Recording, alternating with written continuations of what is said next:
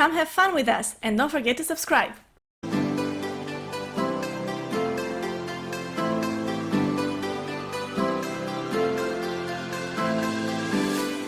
What's up everybody, I'm Rick. And I'm Anna, and welcome to our review to the 1935 movie A Midsummer Night's Dream. First of all, if you're new here, hi and welcome. Please don't forget to subscribe to our channel where we're having a lot of fun together. This channel is dedicated to Rick and mine bucket list of goals and dreams that we hope to accomplish in our lifetime. And one of those goals for us is to watch every movie that was nominated at the Academy Awards for Best Picture from 1927 to 2028. That is 101 years of Academy Awards Best Picture nominees and their respective winners. And currently we are at the year 1935, which is the 8th Academy Award year. To this day, we have watched 65 movies as part of this goal, and we have discussed about one movie that is not available to us because it's only available at UCLA, and one lost movie that is still lost. For those of you who are not familiar with the way our reviews are going, the first part is going to be spoiler free, in which we will give our top level appreciation and some commentary on the movie, and the second part is going to be spoiler filled, in which we deep dive into certain scenes, certain elements of the movie while spoiling the plot. However, don't worry, if you don't want to get spoiled, we will warn you before we get to the spoiler section. And at that point, you can head to the description box below where there's a timestamp that will take you directly to the end of the video where we do a ranking. Indeed. Because every year we rank the nominated movies of their respective year according to our likings and preferences. But Rick, before we get into all of that, let us do my favorite, forever favorite part of these reviews, the trivia section. Yeah, hit me. What is that movie we watch? What is that movie we watch?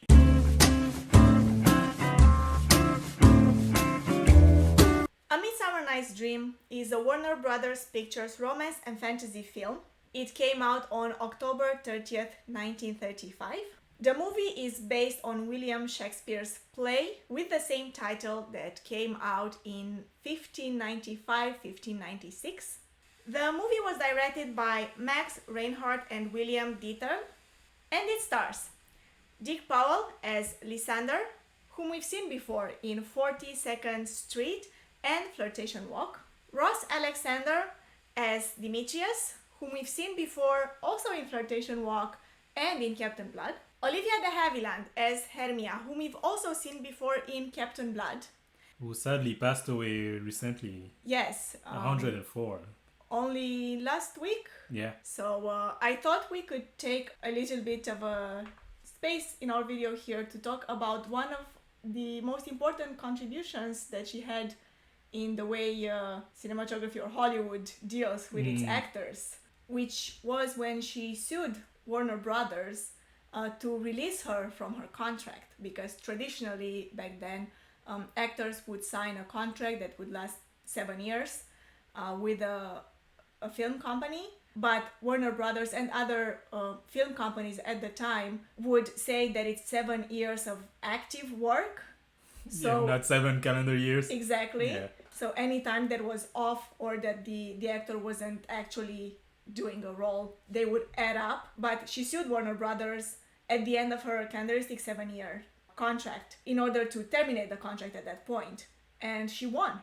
Yeah. And that changed the way movie companies would do contracts with the actors, right? So it was an important contribution. But moving on with our movie right now, other actors that played in this movie: Jean Muir, I'm guessing that's how you pronounce this name, I'm hoping that I'm saying it right, who plays Helena, and James Cagney as Bottom the Waver, whom we've also seen before in Here Comes the Navy. Recognize them. Mikey Rodney as Puck, whom we haven't seen before because he's a child actor in this movie.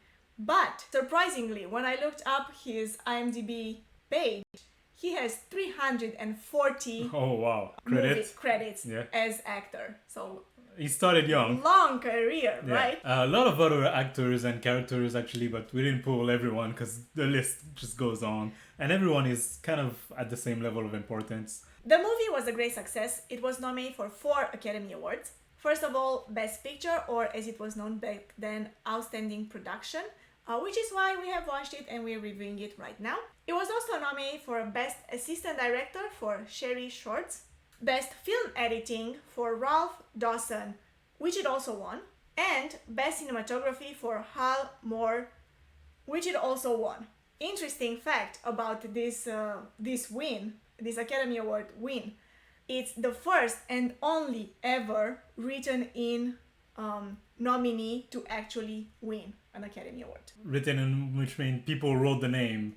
Yeah, so it wasn't on the list of nominees. Yeah, people wrote it. People wrote in the name, and the Academy members actually at the time had the right to vote outside of the official list of nominees. Mm-hmm. Because apparently people do this, like write in even today, but it has no impact because the Academy can only vote for the official nominees.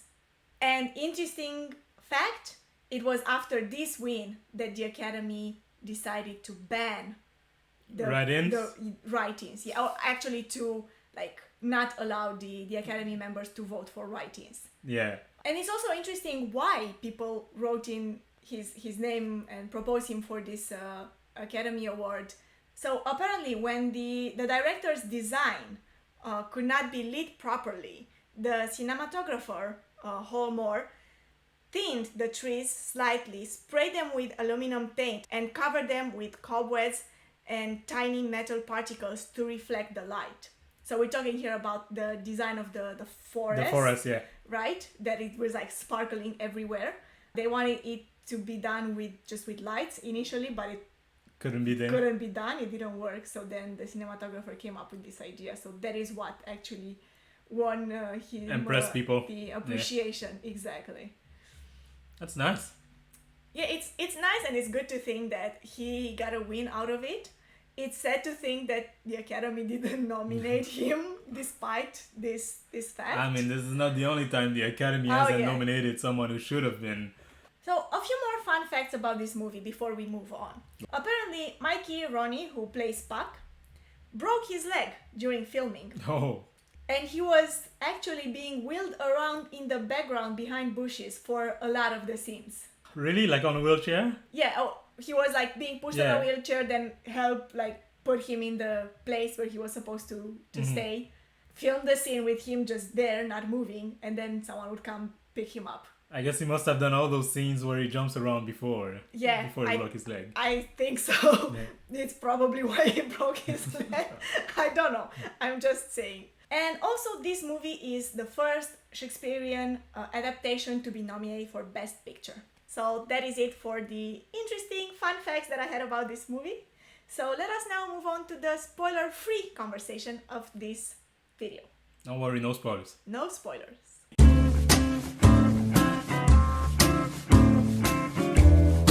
So Rick, no spoilers. What did you think about this movie? I liked it. I mean, I knew... So I don't know how familiar you are with Midsummer Night's Dream. I've never seen either a play or read the play or seen a version that was quote unquote authentic. I've seen some of those modern adaptations. Rethinking of Shakespeare movies. You know, they do that a lot. I've seen one of these, so I kind of knew the big lines. You know, the big point of the story. But it's interesting to see it like this, you know, and the way it was intended to be, down to the text. I thought it was really interesting. So I was actually not familiar with the story at all, other than the fact that some names, like I knew of them. I didn't know what the story is about. Yeah. And I also didn't really know how the story goes. So watching it really was my first impression of the story, you know. I didn't expect to see a movie so theatrical, so to say. Yeah, it's a play that they filmed. Exactly. It's a play that they filmed. That's exactly what it is. From the way the decor, the way the dialogue is done, everything is so Shakespearean, which I liked. I'm not saying it as a bad thing. It just took me by surprise. I didn't expect that. Yeah. I actually expected a movie adaptation of a play. Mm-hmm. But yeah, overall I thought it was very interesting. It was very intriguing. It was comical, but also obviously because that's what it is. But also it was like intricate, and I feel like they managed to capture an interesting sense of fantasy in this movie. You really feel it. Everything from probably also the fact that they kept the dialogue in a very Shakespearean tone, but also the way the characters were dressed, the way the environment, the scenes were set, everything. But just the inclusion of the fantastic characters, fairies, Yeah. etc., and it adds this level of fantasy to the Right. whole thing. Yeah. So we talked a little bit about the story, but what did you think about the actors and their performances? I thought they were all great. Again, they're playing it as if they were in a play. Yeah. So they were keeping the text as is, very Shakespearean. And I kind of like this. I'm always entertained by Shakespearean dialogue because it's so, Over the top. Yeah, exactly. As I thought everybody did great with what they had to, because it's still a movie. They're filmed from different angles. They have to be able to emote as they're also doing these, grandiose sentences that they're telling each other. One character that I was less enthusiastic about, I feel like, is the kid. The kid sometimes was a bit too much for me. You think? I was gonna say he was my favorite. Puck, yeah? Yes. I thought he was great. He was so energetic and He was. so comical at all times. I feel like it wouldn't be easy for a kid to play in such a theatrical way. Mm-hmm. And he did it. Yeah, definitely. And I thought he was great. I loved him. But I guess it's just a matter of likings here. Yeah. But in general, I thought the cast was great. I feel like for me, as soon as because as I said, I wasn't expecting to see this kind of a play basically in a film. As soon as I got used to it, to the way they were, like the dialogue was flowing and everything else, I was so into it. But it did take me a minute to realize, like, wait, what am I watching now? Yes. As for the way the movie looked, it's, I think, one of its strengths. Most of the story happens in the forest, and they managed to, like you said earlier, give this kind of fantasy feeling to the forest whenever they have like either a fog or stars or all the fairies flying around or running around. It's not on the level of 2020 special effect, of course. yeah. But you can kind of still feel what they were trying to.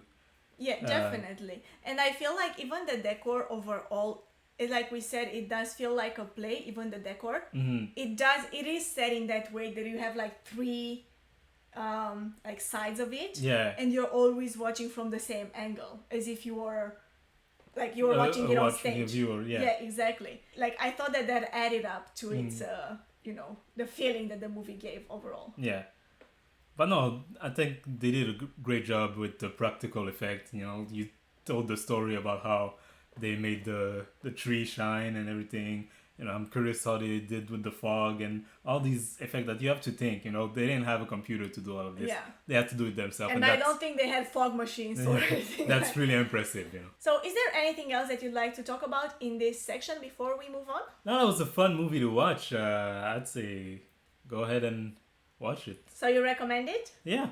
Yeah, I would recommend it too. There are so many adaptations of this story, and so we haven't watched any others for the purpose of this series that we're doing here. So maybe there are other. Actually, I'm curious because I've watched one before that I said was more of a modern retelling. But I'm curious other movie adaptations that are more respecting what the story was intended to be. Tell me in the comment section below. I know they've adapted this play several times, so I'm curious. That's a good question. What's the best one? Because this one was great, but there are probably others that are highly regarded. Yeah, I would also recommend this movie. I think it was very entertaining to watch, and it's always fascinating, like you said, when you see movies that are this old but that bring you something unexpected in terms of effects or visuals. And this movie definitely did that. So yeah, just for that reason alone, I would suggest it. But also the story is great. So let us now move on to the spoiler filled section. Don't forget, if you don't want to get spoiled, I invite you to click on the timestamp in the description box below. That will take you directly to the ranking section of this video. And for those of you who have already watched the movie or who don't mind getting spoiled, probably because you've read Shakespeare and you know the story, let us move on to the spoiler filled section.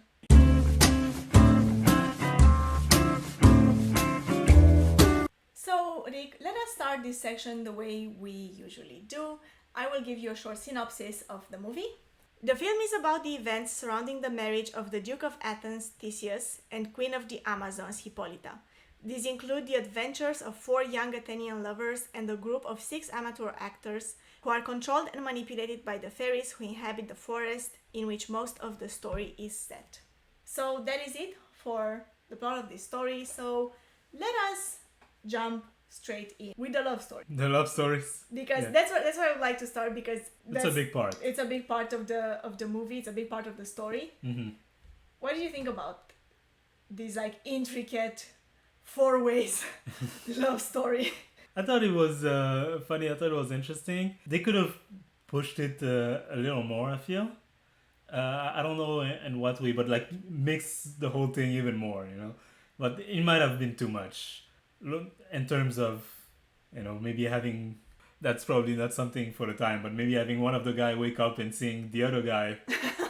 That's definitely not something you would see for the times, yeah. But that might have been funny, you know, or having Elena a bit more like also be charmed, yeah. Right. And then you just confuse everyone even more.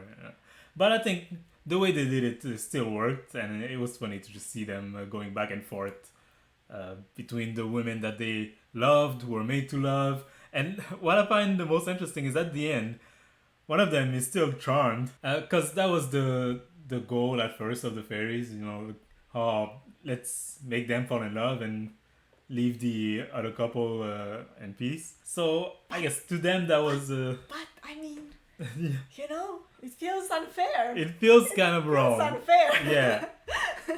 But everyone's happy at the end, you know. He doesn't even know. He thinks it was a dream. A midsummer dream. That one scene where all 4 of them run through the forest, running after each other. Chasing each other, yeah. Mm-hmm. That's like the high point of comedy. Nothing ever came close to afterward. Yeah. Well, that was pretty funny. I think it's also interesting that while every character kind of meets or is connected to the other characters, they don't necessarily have interaction with each other. Like Bottoms never really talk personally with the 4 lovers, you know, which is something that you would assume was going to happen when they all end up in the forest.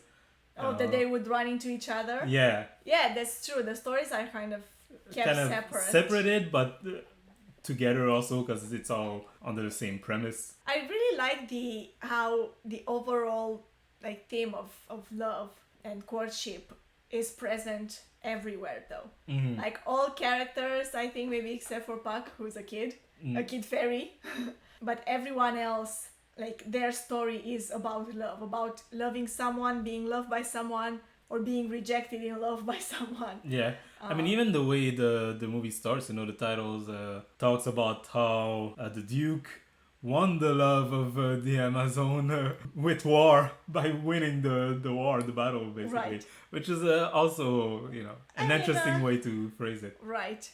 But yeah, now she's, I assume, forced to marry him, but you never kind of feel that.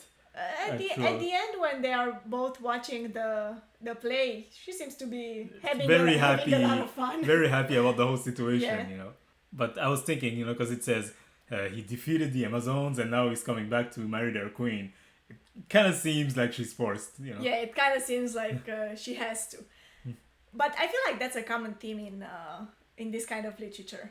I've seen it in Romanian literature of, you know, those times, or at least that speaks of those times, where like men would win the heart of women through battle, like by showing their courage and whatnot. Well, I mean, even our couple or 2 couples in the forest, towards the end they end up wanting to duel each other, you know. Right.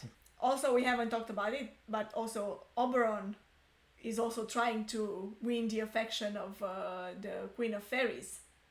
Or to win back, rather. He already has her affection. What he wants is the kid that she's taking care of. He wants to make him, like, take the kid for himself and make him a knight. And she cares only for the kid now. So this whole plan, which I feel like there would have been simpler ways for him to go about that. But a lot of this whole thing has to do with just this. He wants to take back the kid, and then once he does, he's like, oh, fine, now I can put everything back to normal. Now that I've messed with everyone's night.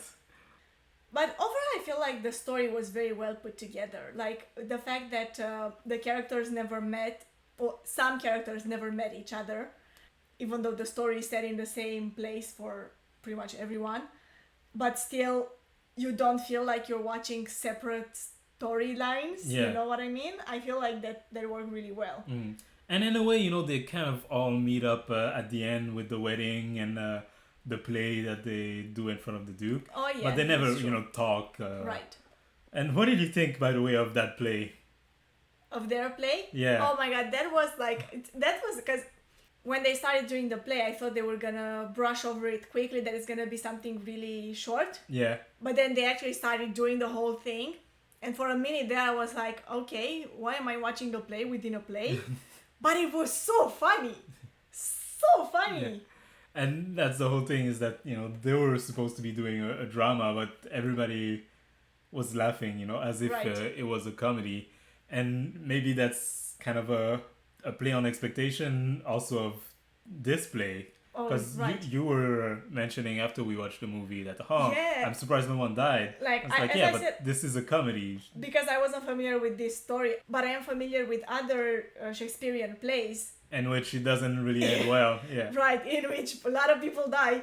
And I thought that this was gonna be the same. I didn't know what to expect. Yeah, but that's what I'm saying. Like, I thought the play was kind of a play on that. If you mean, because even inside of that play that they were doing, everybody dies at Right. the end. That was But, supposed to be dramatic, Yeah. but everybody else was laughing because they were playing it in such a funny way. Yeah. Yeah, I see what you mean. while Oh, we yeah. as the audience are watching a comedy. Right. Well, I think they did a great job with that, so it was really entertaining. Yeah. Good job for the actors playing actors in a play Playception. who play badly also. Like, that's never easy. That's never Playing badly. Yeah, Being good enough at acting to act badly. yeah. Mm. So yeah, I think that is about everything that I had to say about this movie. Is there anything else that you'd like to add? No, it's a good movie. You still keep your recommendation? Yes? Yeah. Me too, definitely. And still keeping my question, if you know of a better adaptation or another adaptation that is great, Right, let us tell us. know. Yeah. So that being said, let us now move on to the ranking section of this video.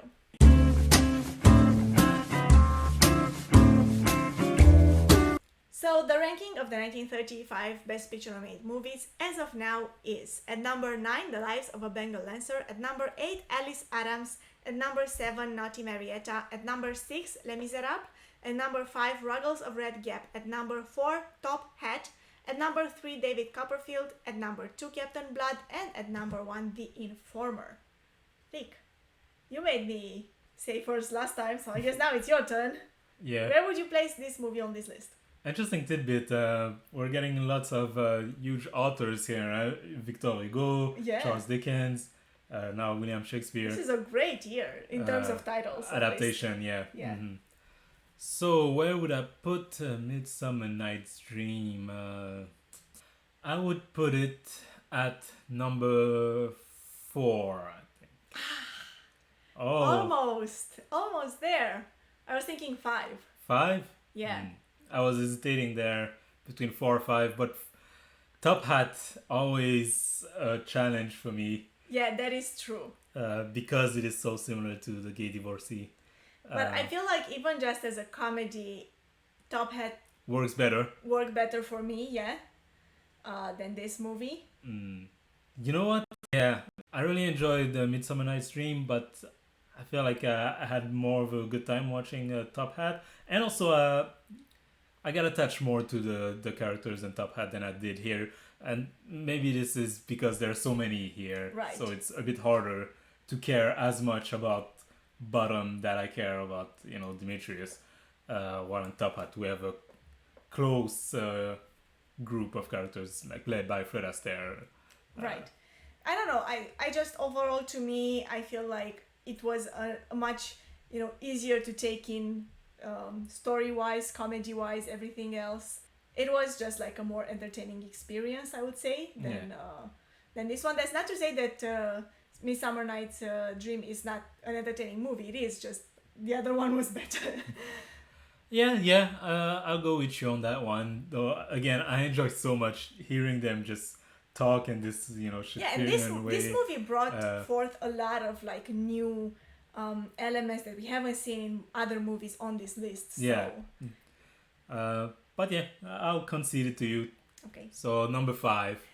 So the new ranking of the 1935 Academy Awards Best Picture nominees as of now and according to our likings and preferences is: at number 10, The Lives of a Bengal Lancer; at number 9, Alice Adams; at number 8, Naughty Marietta; at number 7, Les Miserables; at number 6, Ruggles of Red Gap; at number 5, A Midsummer Night's Dream; at number 4, Top Hat; at number 3, David Copperfield; at number 2, Captain Blood; and at number 1, The Informer.